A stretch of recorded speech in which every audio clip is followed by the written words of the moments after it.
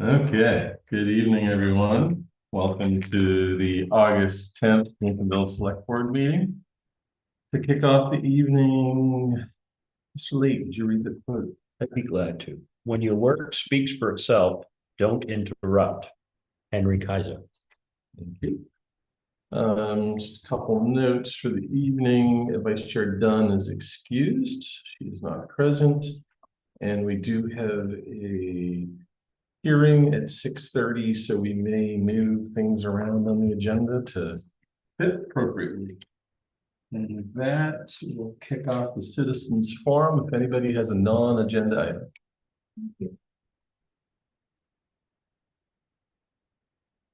Hi, good evening. My name is Arlene Jurwitz-Layton. I live on Youngtown Road. And I just want to give you a little bit of an update about a group of citizens that have been meeting from the fall of 25 to the spring of 26. And we got together to discuss and educate ourselves about food sovereignty. And then this summer, we extended it to the wider community. Now, we're here tonight just to give you a very brief update and an invitation. I'm going to talk a little bit about the legislation from 2017 to 2025, in case you're not familiar with what food sovereignty is and where the state is now, because there has been some new things since 2017. And then Brent from Calderwood Farms is going to speak, and Susan Silverio is going to speak. So we'll keep this brief, and thank you so much for having this forum for citizens. Okay, well, in 2027, Maine passed LD 2025. That was the Maine Food Sovereignty Act, and it allows municipalities to adopt ordinances that exempt direct producer to consumer food sales from certain state licensing and inspection regulations.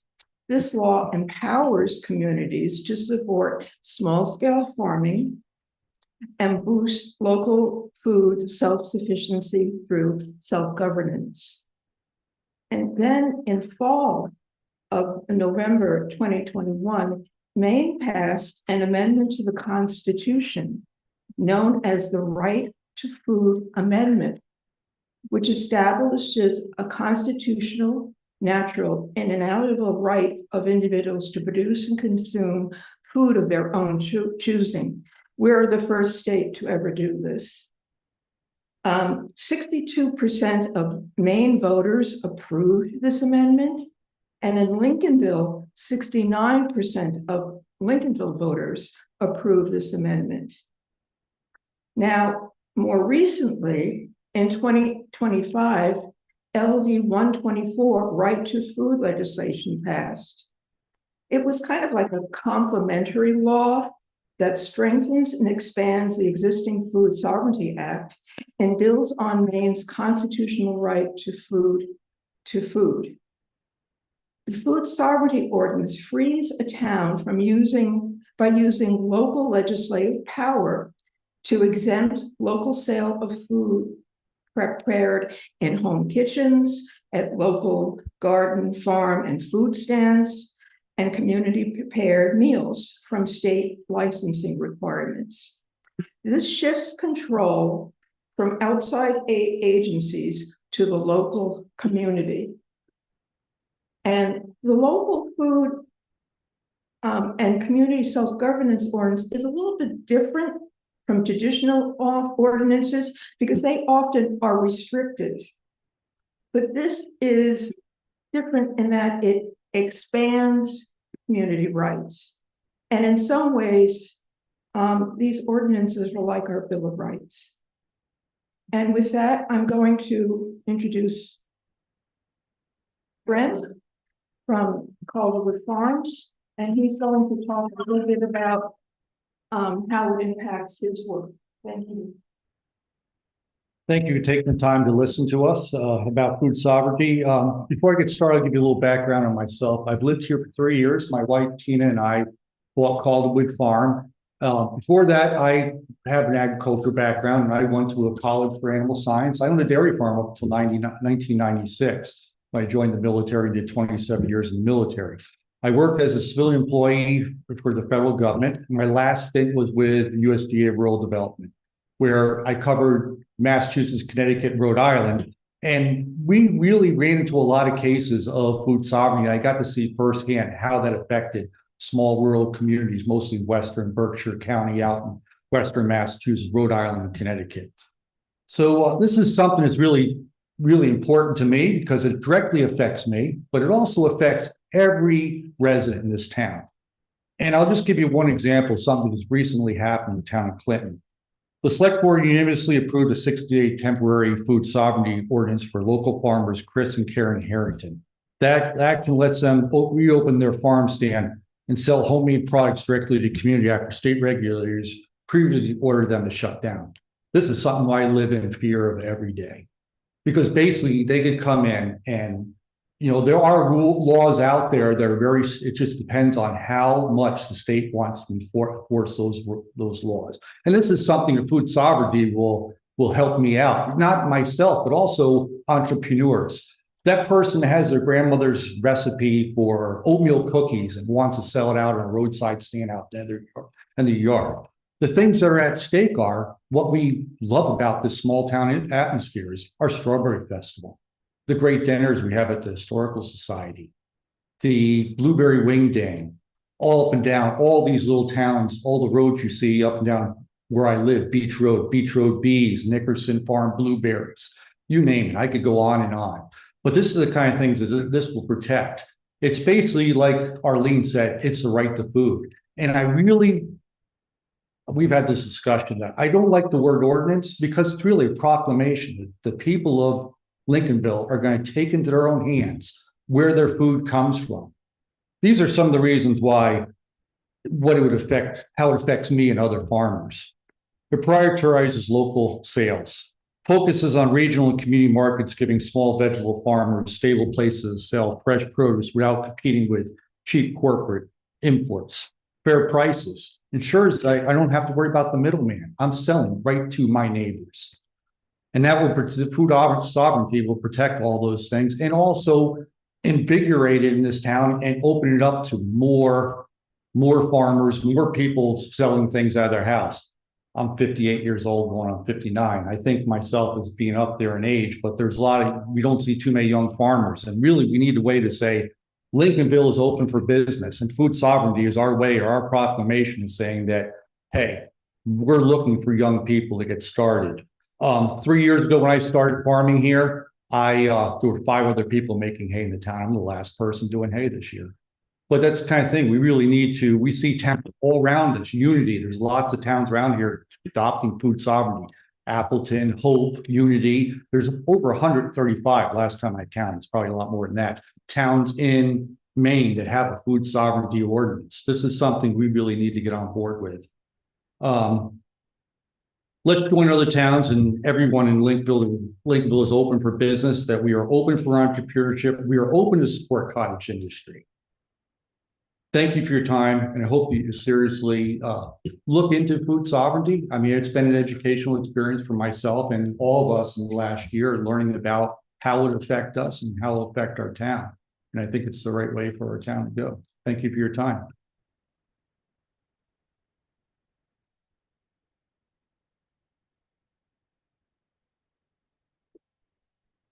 Good evening, Susan Silverio. I live on Proctor Road. And following up on what my fellow Grange members have been saying, the last time we brought this to the select board was in March of 2025. And at that time, Laidley Dunn wanted to know where the people were that supported this. And it was snowing at the time, and most sensible people were home that night, not on the roads. But since then, we've had a lot of time to really reflect and study this ourselves. The state Grange passed a resolution in 2015 that was adopted by the Maine State Grange. That went on to become the law that's now enshrined in our Constitution. And then more recently, Tranquility Grange here in Lincolnville has also supported this. So at our last Bean Supper, Brent spoke, and we had a display with Arlene's help, and we started to collect signatures of people who support this. The next opportunity was the polls, same display, conversations with people who said, oh, yes, of course, and then after that, there was a strawberry festival. So we've collected 85 signatures of people who just generally support this. Now, as you know, their details are important. So we are consulting. We've already consulted with Heather Retberg. She was the president of the Halcyon Grange in 2011, who first brought this resolution to the state Grange and continued to work with Senator Hickman to see it enacted in law. Since then, since it's been challenged, she has continued to work. Senator Hickman continued to work. And as Arlene said, it was revised and further implemented just last fall. So we want to invite you to come to the Grange on August 20th. It's a Thursday night. It's the regular LIA meeting, and they've been meeting at the Grange. And at our invitation, they are hosting Heather Retberg. She's the current expert on what we now like to refer to as local food and self-governance, the ordinances that allow us to exercise these constitutional rights. So bring your questions, and she's going to be working with us to continue to really refine what we think would be most appropriate given the new MMA guidelines that are now in place. So we cordially invite you to August 20th to the Grange. Thanks so much for your time tonight. Thank you. Any other non-agenda items? Hi, Josh Beveridge. I just wanted to give you an update on the Rex Commission. I have given out a few inquiries to people for them to fill out forms, and hopefully when school session starts next month, hopefully we can start having more dedicated response and start having a commission. So Mr. McGuire has kindly mixed us paint, so hopefully the backstop before school can be painted green. And I don't know if we can officially say it's green monster green, but that's what we've labeled it as. So that'll be a color again. And so that'll complete that project. And then hopefully moving forward, we can start doing more projects in the future. That's where we're at. So. Thank you. Any other non-agenda items? I'll just add one comment for the food sovereignty side. At our recent priorities session, we discussed that, and it is going to be on an upcoming agenda of the select board to look further into the food sovereignty and the local ordinance that's required. With that, I'll move on to the administrator's report. All right, just let you know, since we got a crowd, I'll be quick. Winter sand is still being stockpiled. We've received unofficial notice on the Youngtown Road speed limit request. Right now, Youngtown Road is 40 on one end and 45 on the other. And when the official notice comes, it should be 40 the entire length. And we have today completed the voter participation history that's required of us for the June primary. It actually got turned on last week, and Karen worked diligently and completed it today. We've got another couple of weeks before it's due, but it's out there. So beyond that, I guess the agenda is it. Excellent. Any questions for David? Seeing none, we'll move on to meetings and announcements. All meetings are here at the town office unless announced otherwise. The planning board meets Wednesday, August 12th, 6 p.m. Midcoast Solid Waste Corporation Board of Directors meets Wednesday, August 12th, 6:30 at the Camden Town Office. Conservation Commission is scheduled to meet Thursday, August 13th, 4 p.m. A joint meeting of the School Union 69 School Committee meets on Wednesday, August 19th, 6 p.m. at the Lincolnville Central School. And the select board meets next in regular session on Monday, August 24th, 6 p.m. And are there any upcoming community events to announce? Seeing none, we'll move on to the approval of minutes from the July 27th meeting. For a motion. I move that the board approve the July 27th, 2026 meeting minutes as presented. Second. Moved and seconded, any discussion? Seeing none, all in favor? Thank you. Next up, we have a request to use town property down by the beach.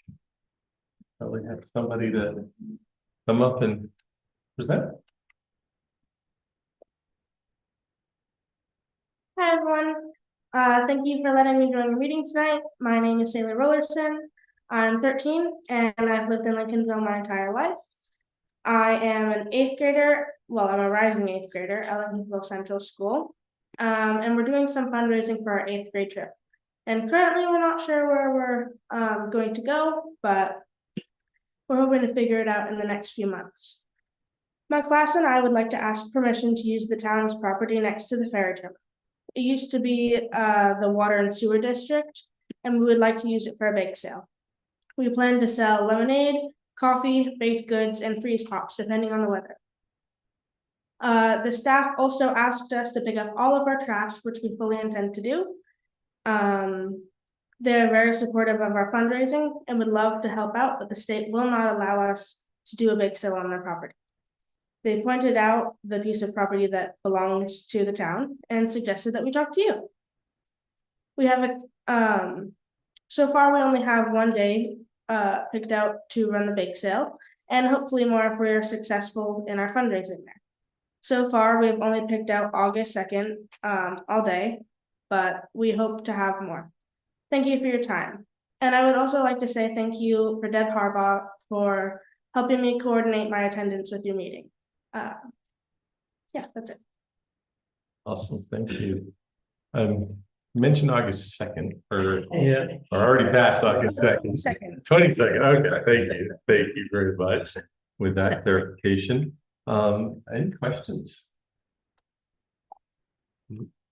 None, does anybody have a recommendation or a motion?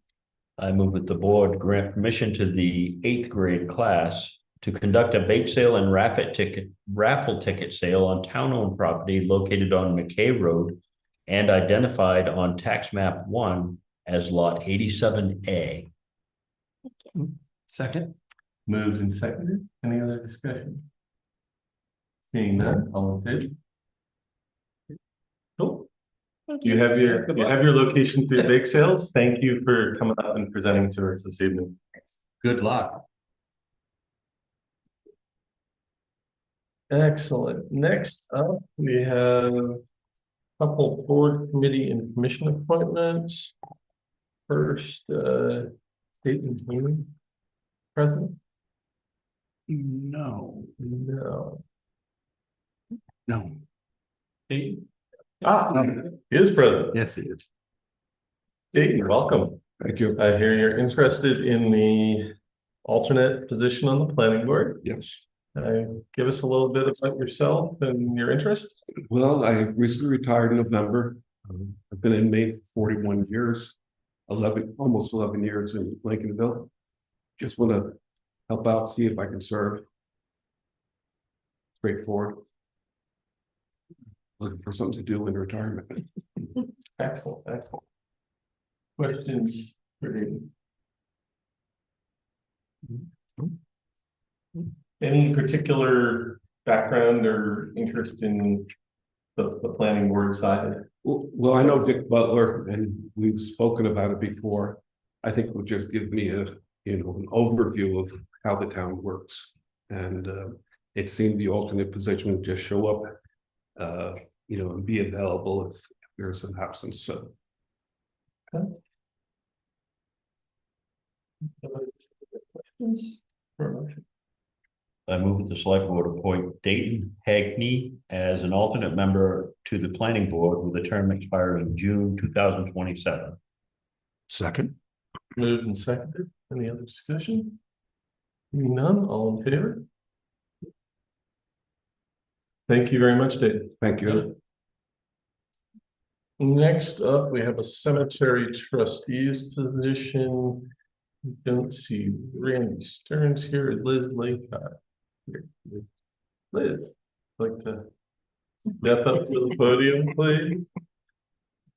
I'm Minimum. Liz Laycock. I live on Youngtown Road. Right next door to Little Sailor there. Okay, I'm a volunteer at the Historical Society. And I thought I was interested in history until I started working for the Historical Society, and now I'm much more interested in history. And in my projects, working on Civil War soldiers from Lincolnville, I'm realizing there's a lot of information in the cemeteries. And we went on a tour, all of us volunteers, because we need field trips now and then.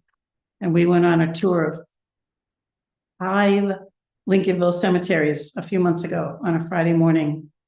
And I was duly impressed with all of the work that's been going on, and I'd love to help with that work. excellent. Questions? Seeing we have 2 people that have applied, but one is not a Lincolnville resident, and our Lincolnville resident is present, I would be fine moving forward if someone would like to make a motion. I move the select board appoint Liz Laycock as an alternate member to the cemetery trustees with a term expiring June 2027. Second. Moved and seconded. Any other discussion? Seeing none, all in favor? Liz, thank you very much for your Yeah. interest. Yes. Welcome. Thank you. And I would echo what she just mentioned, if you haven't been around to all the cemeteries, the abandoned cemetery that the cemetery commission takes care of, you should ask for a tour. It is enlightening. Okay. Next up, I'm gonna ask a question here of our commissioner and sheriff. Do you think you need more than 7 minutes? I'm here to support the commissioner,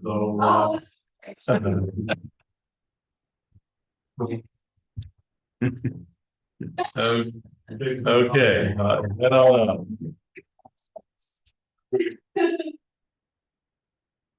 Good evening. My name is Brianna Pinkham-Bev.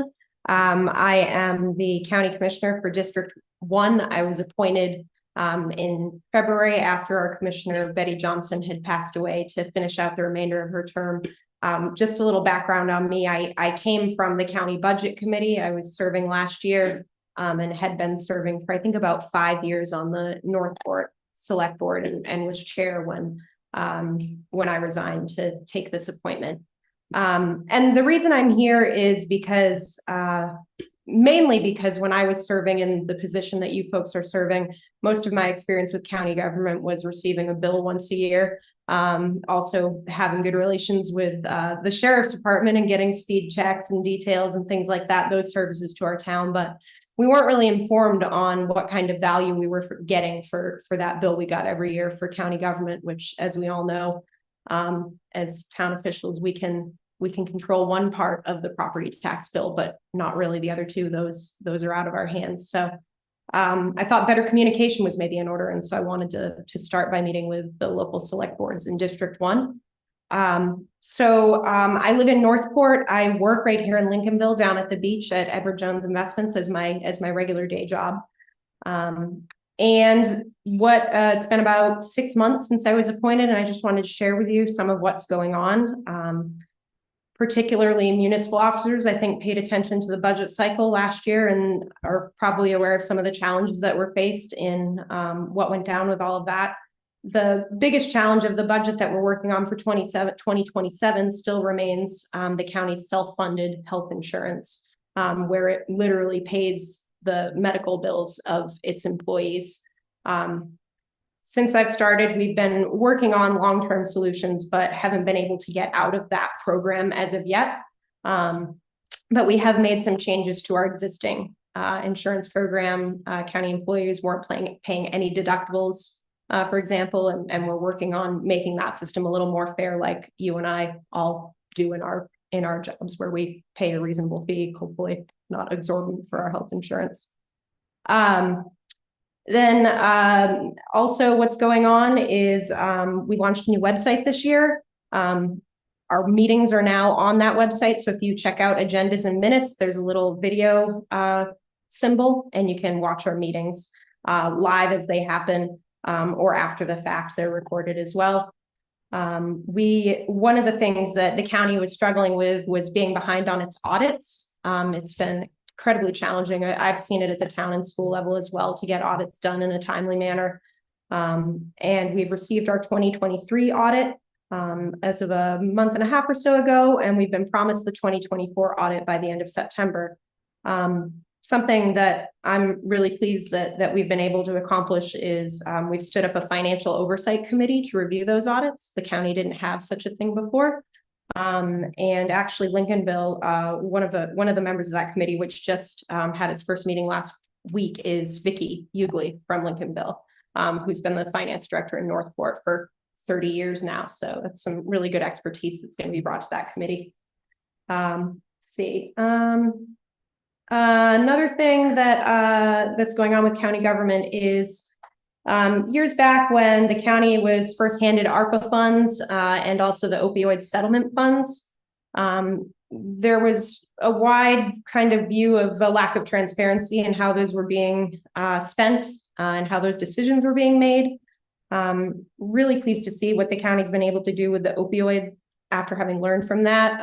Last winter, we stood up an opioid task force, which is made up of people with actual expertise and stakeholders in the opioid crisis, people with medical expertise, community expertise, law enforcement expertise. And that committee created a grant process, and we've just awarded our first 4 grants using that community-based process involving stakeholders, so that it's no longer 3 commissioners deciding how opioid settlement funds are distributed, but actually people with some more specialized knowledge in that. And so those 4 projects that are happening now address housing, they address recovery and counseling, and other issues. It's really training for EMS folks who are kind of on the front lines with overdose and crisis with that. Let's see. Lastly, the EMA director has recently released, after working with all the fire departments and first responders who are involved in the Robbins Lumber explosion and fire, the after action report. So if you go to the county website, you can read all about from the county perspective, what those lessons learned were, what went well, what could have gone better, and what's kind of being incorporated moving forward in that response. So that is that. I want to be a resource to you. If any of you have questions, please reach out to me. And if you want me to come back, a few times a year, I'm happy to do that, or communicate with you in some other way that's helpful to you. And please keep me posted on what's going on in Lincolnville and if we can be of any service. Thank you. Any questions for Commissioner? I would note that we would definitely love you to come back on some regular basis, that we can arrange, probably work with David and come up with what that cadence might be. But it'd be good to keep us apprised of that. One question for our Sheriff, we've talked a little bit over time, and you were here 2 years ago, maybe a year and a half ago, talking about traffic control and such, and the traffic control unit or something you mentioned was like a dedicated vehicle that would work in various areas of the community. And talking to some of the deputies, it doesn't sound like that program lasted or stayed that way. So I'd love a quick comment on how you're doing that now, along with a little coincidental. It's probably just coincidental, but since I learned that you guys are coming, I haven't gone a day without seeing a sheriff's vehicle in town, which is rare, because usually I go like a week or more without seeing a vehicle in town. But I'll give you a minute for a quick comment. Sure. So I know you have other things going, so I'll try to be quick. I have supplied David with a brief report, if you guys want to look at that at your leisure. It outlines calls for service over 24, 25, and up to date for 26. Calls for service, arrests made, and traffic stop numbers.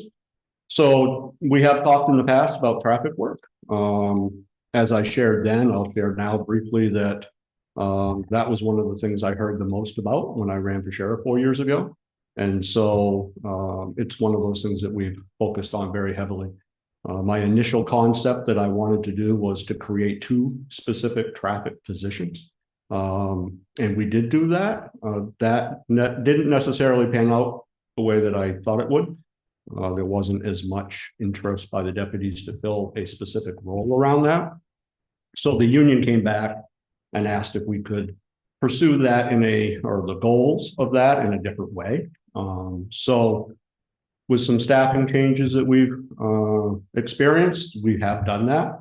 So just to give you a point of reference, when you look at the statistics that you will see in that report, in the, say, 4 or 5 years leading up to my becoming sheriff, when I did a check of our system, we were conducting countywide about 1,500 traffic stops a year, along with all of our other duties. So I prioritize traffic work. And over the last couple of years, we've increased those numbers to about 3,000 traffic stops per year. So we have doubled them. This year, we probably will push 4,500 to 5,000 traffic stops across the county.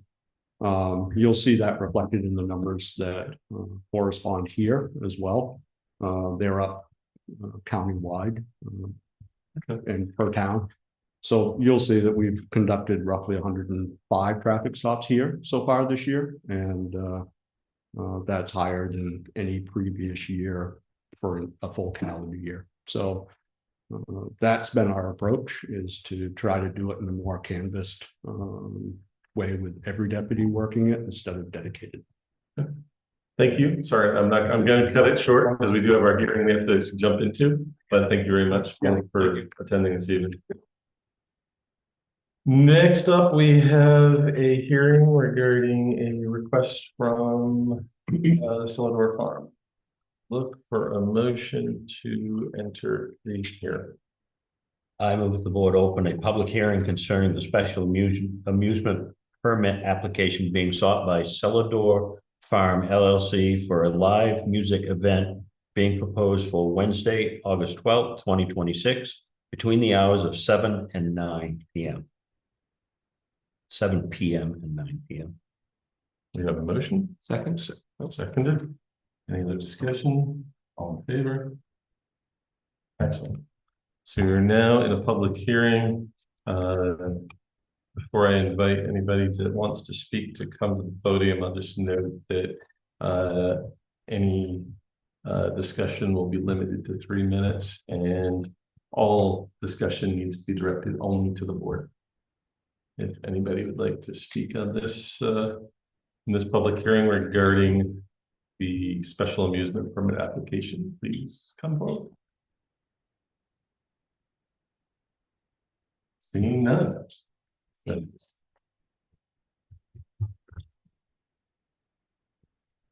You want to come up? You can come up. My name is Mackenzie. I work for Celador Wine for 15 years, worked for Celador Farm for 3 months. We have this great event with Coastal Mountain Land Trust. We have Lee and the executive director here. Just if anyone had questions, we were prepared. We've got parking taken care of.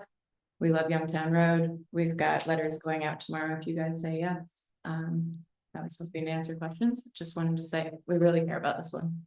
Okay. Thanks. Thank you. There's nobody else. I'd look for the next motion to close the public hearing. Got it. Oops. Go ahead. Sorry, I didn't see that. My name is Jeff Layton. I live on Youngtown Road. Is it possible to ask questions? What does this involve? How loud is it? Does it involve movies or bands or Ferris wheels or Other things have been there at other times.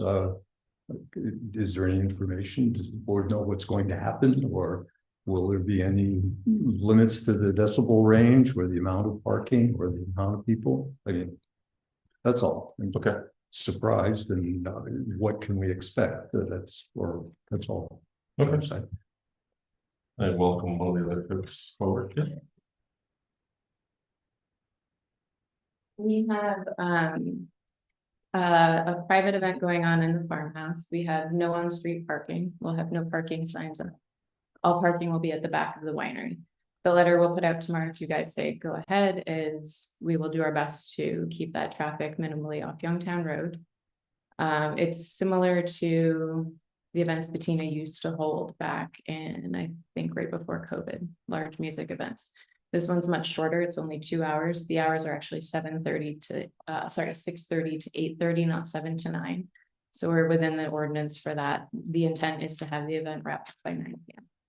So the letter does state a little bit of traffic coming in around probably 5:30 to 6, a little bit of traffic going out between 9 and 9:30 p.m.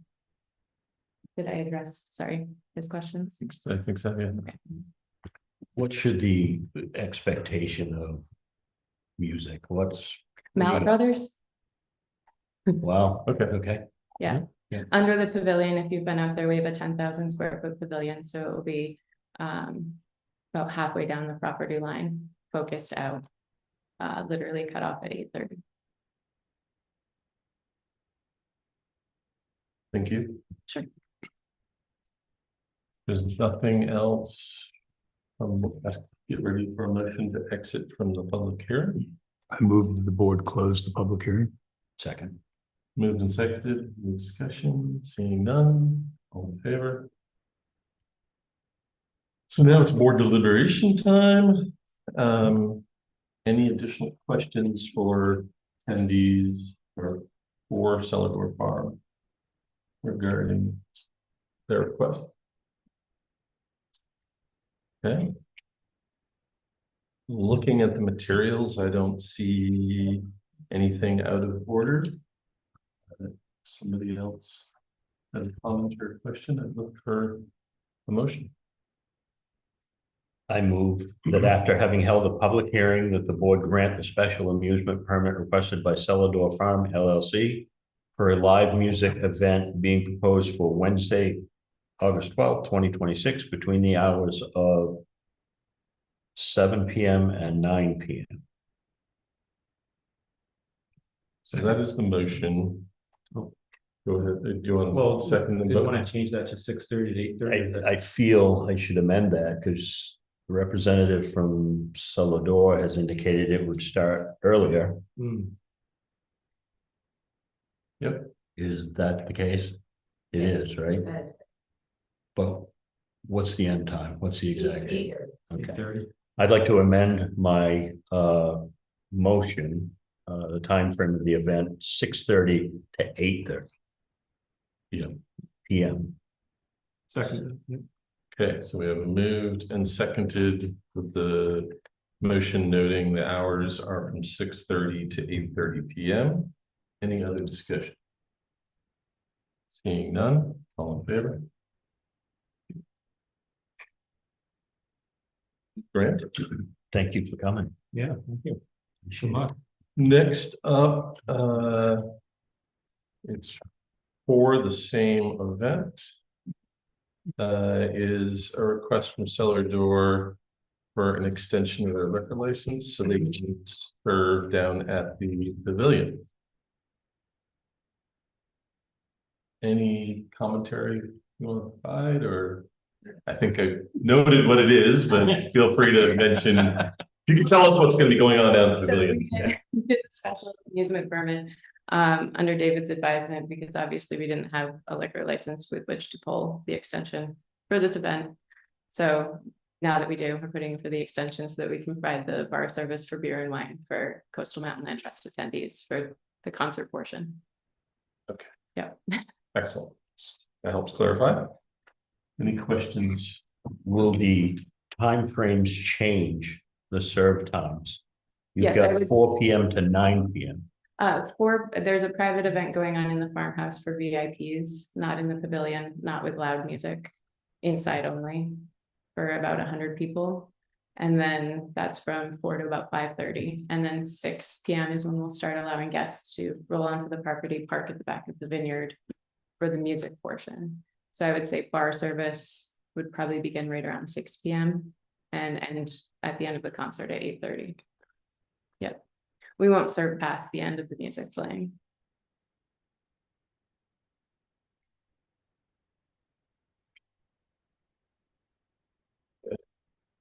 Other questions? Thank you. Any concerns? No. Seeing none, I would look for a motion.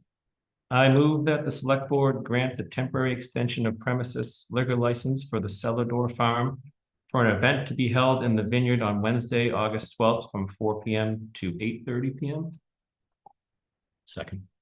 Moved and seconded. Any other discussion? Seeing none, all in favor?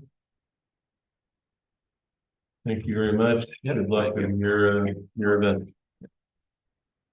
Next up, we have a liquor license renewal for Nino LLC, which is Uniontown Inn or Astor and Rose. And let's get to the right page here. As I reviewed this,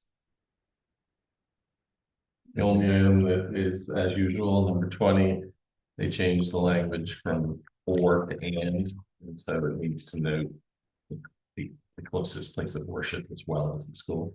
Okay, so that needs to be added. Yeah, that will be done in different. Yeah. Online. Any questions for the applicant? The applicant here. Yes. Yeah. Hey, Come on up. Hello. Hello there. how's it going down there? Busy. Good. Yeah. That's good to hear. Yeah. We had the best July I think the building has ever hosted. As far as the inn is concerned and the restaurant. So That's good. yeah. Any questions regarding the renewal? No. Seeing none. I look for the motion. Oops. Good. We can get comment from the community. Dwight Emerson, live on Youngtown Road, right across from the Youngtown Inn. And I want to say they've been wonderful, continue to be wonderful neighbors, and they're a significant asset to the community. Thank you. Thank you. With that, I will look for a motion. I move that the board approve the liquor license requested by Camino LLC doing business as Youngtown Inn, and that the town administrator be authorized to indicate such on the Bureau of Alcohol and Lottery Operations portal. Second. Moved and seconded. Any other discussion? Seeing none, all in favor? Excellent. Thank you. Thank you. And that one. Item number 12. So at our priority session, we discussed having some discussions with our local select boards that we neighbor. Coming up, we have a session regarding Route 1 plans with Northport. We're thinking we should probably also ask them if there's other stuff they want to talk about, but also other things that we want to talk about when we meet with them. Secondarily, Osborne, I think it's time for another meeting with them. I think last time we were out there was 2 years ago.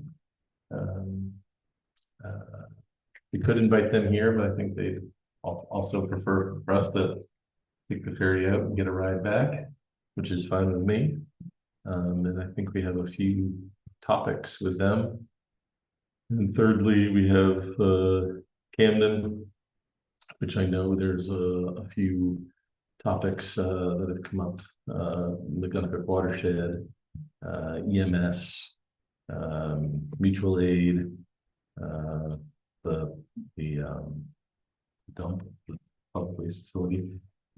So, thoughts on any of these? Maybe take them one at a time. Are there any discussion points, for these that you'd like to?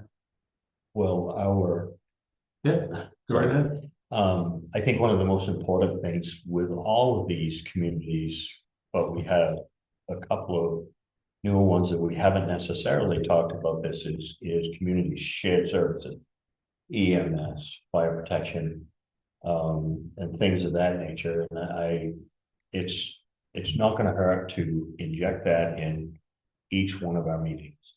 We're willing to listen, and shared services can work. And we've had other communities approach us about shared services, but it was very vague. So I just want to make sure that we have the whole conversation. So it may take a little bit. Obviously, when we sit with Camden, we have a number of shared services to have that conversation with. We don't necessarily have shared services with Northport at this time, or we do have one big shared service with Islesboro, and that is the pier. So I think it's very important for us to not forget anything. I feel each one of these communities will want to have that conversation, especially with the way things are nowadays. Shared services can work. So that's all I have. Makes sense to me. My only concern is that we chop these out in as close a succession as we can, so we maintain the pertinence as we discuss each town. If we let them go out over too long period, the directions and wind changes and topics of discussion can change. So I concur with that 100%. Okay. So I think I've got a good understanding of the tenor and the types of items we want to get on the agenda. The idea is that David and I will work together with each of these communities to get us something scheduled. David? I'd like to make sure that the board also communicate with particularly Camden, because Northport and Islesboro already participate with Lincolnville in the Waldo County Mutual Aid Fire Protection Agreement. That's the right words, something like that. It was county driven. And we have a somewhat similar agreement with the communities in Knox County.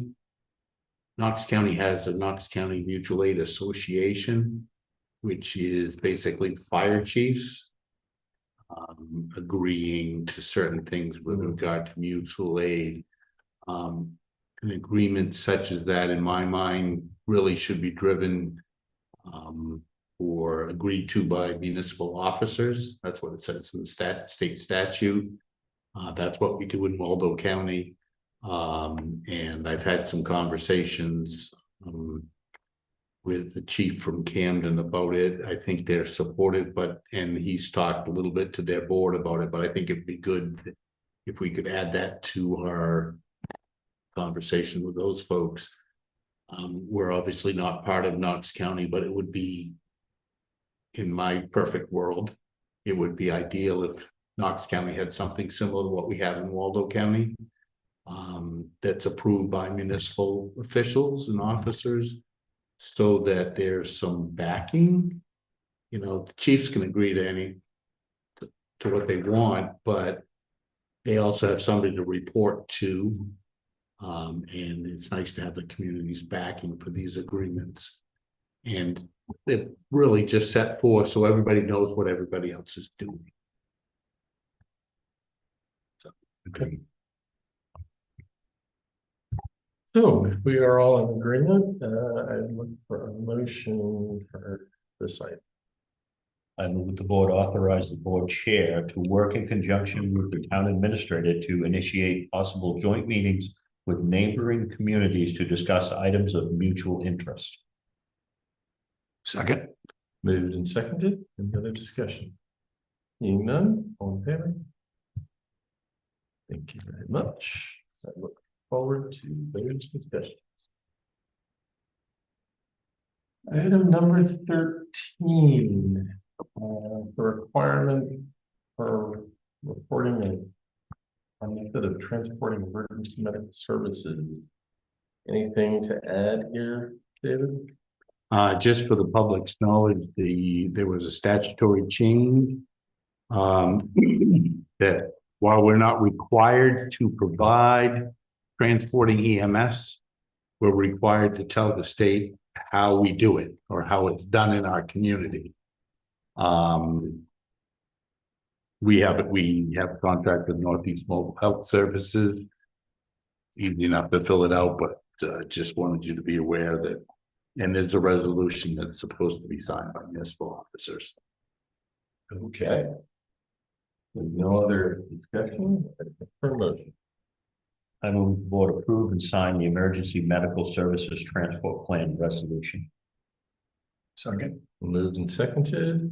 Any other discussion? Seeing none, all in favor? Excellent. Next item is in regards to the Maine Municipal Association Executive Committee ballot. Who the candidates are for vice president and for the executive committee. There isn't any other thoughts or other options. I would look for a motion. I move that the town of Lincolnville's ballot for MMA vice president be cast for Shiloh Lafreniere and cast for Chris Camiri, Michelle Daniels, and Richard Petrie for the executive committee. Second. Moved and seconded. Any other discussion? Seeing none, all in favor? Excellent. Moving right along. We have final approval for the 2026 hazard mitigation plan. One question I had, and David, you may have some commentary about this overall, but why are there so few communities in the county involved? This was made available to all the communities in Waldo County to join, participate, and excuse me. As I understand it, the city of Belfast opted to do their own. And then the 8 communities that listed: Brooks, Freedom, Liberty, Lincolnville, Northport, Searsport, and Swanville, agreed to participate and pick somebody to go to the meetings and plow through it with Dale. God bless him. And why the other, let's see, there's 26 minus 9, 15 towns chose not to participate. I don't know. Okay. It's a great document. Yeah, it was very impressive. Very detailed. You answered a lot of questions I've been running around. Not bothered with you. It's all right. I participated in the study, so. Don't bother Dave. Hey, there it is. Does anyone have any comments or questions? Being none, I would look for a motion. I move that the select board adopt the 2026 multi-jurisdictional hazard mitigation plan and that we indicate such by signing the resolution on page B5. Second. Moved and seconded. Any other discussion? Seeing none, all in favor? Excellent. Next up, we have select person updates. It's like Midco Solid Waste Board of Directors meeting on Wednesday, 6:30 at the John French conference room in Camden. We'll elect our officers for the ensuing year. We will discuss our budget that was submitted to the towns, and some of the things that I can tell you is that flow control will be discussed and ordinance for each town. We've got there's a lot less trash coming to our facility down there than there used to be, which is putting us in a financial not situation, but we've got our eyes on a lot of stuff. We've had, I believe, 5 years of 3 that I can remember. I think it is 5 years that there has been no request to the towns to increase what the towns are participating with. But that may be over. Flow control is quite a topic, but it helps control where the trash is going. We've got Casellas is buying up everybody. As a matter of fact, there's a major player that has been with Lincoln Solid Waste for years. That's my understanding is entertaining an offer from Casellas. Casellas comes in and takes it out of town. So we got to get a handle on that. Other than that, should be business as usual. First order of business will be to review and approve the previous meetings minutes and then elect chair, vice chair, secretary. And we move on from there. So that's all I have. Excellent. Do you know if it's yellow bag or what the degree where we've fallen behind and what's happening in the town? Is there any metric we can gather from that? Are they slowing down and construction? That will be forthcoming. Okay. I don't want to speak and get it wrong. Okay. But yes, that'll be coming to all the towns. Bag fees are one thing. That's another thing that we're looking at. We spend 60,000 plus per year on bags. 2 different sizes. The smaller bag, we have made the decision to let, we're not going to buy any more. We'll just exhaust the stock that we've got and we'll go with big ones only. But that's a lot of money. We're talking about maybe having a sticker for each bag that comes in instead of having a yellow bag. There's a lot of different options. So we've got some decisions to make in the next 3 to 6 months. Thank you. Yeah. Okay. Mr. Cameron. No. No You got nothing. We missed our meeting last Friday and rescheduled. Nothing. 2 items. One, we had a productive comprehensive plan meeting this past week. For the 2 chapters. I think we've only got 1 or 2 left to review, and then we're going to move on to the next phase of the project. So that's moving ahead nicely. And just as a note, I'm planning on attending, just so other select board members are aware, I'm planning on attending the meeting tomorrow night in Camden regarding the McGonagall watershed and what's happening today and various things or whatever.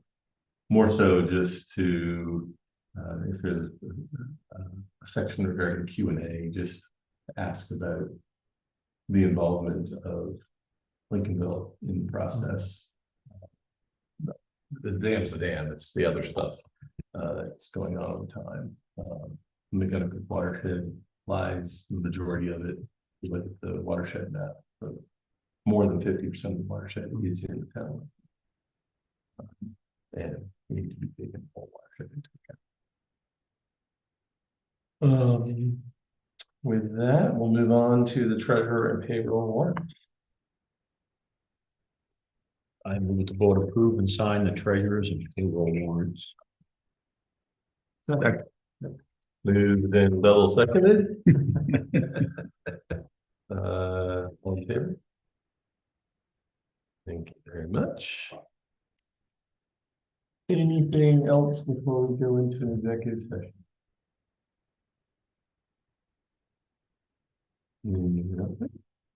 Look for a motion. I move that the board enter into executive session pursuant to Title I MRSA Section 405(6)C to discuss real property lease terms where public disclosure would prejudice the town's bargaining position. Second. Moved and seconded. All in favor? Thank you very much. Thank you very much for everyone for attending. It's likely to be a long executive session. It probably, yeah, probably not. We already got to your item, I think. Probably. I was gonna say from the half hour.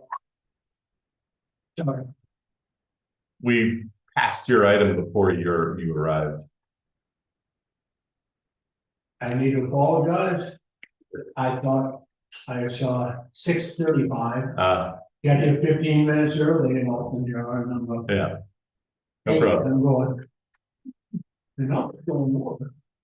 That's okay. Yeah, thank you.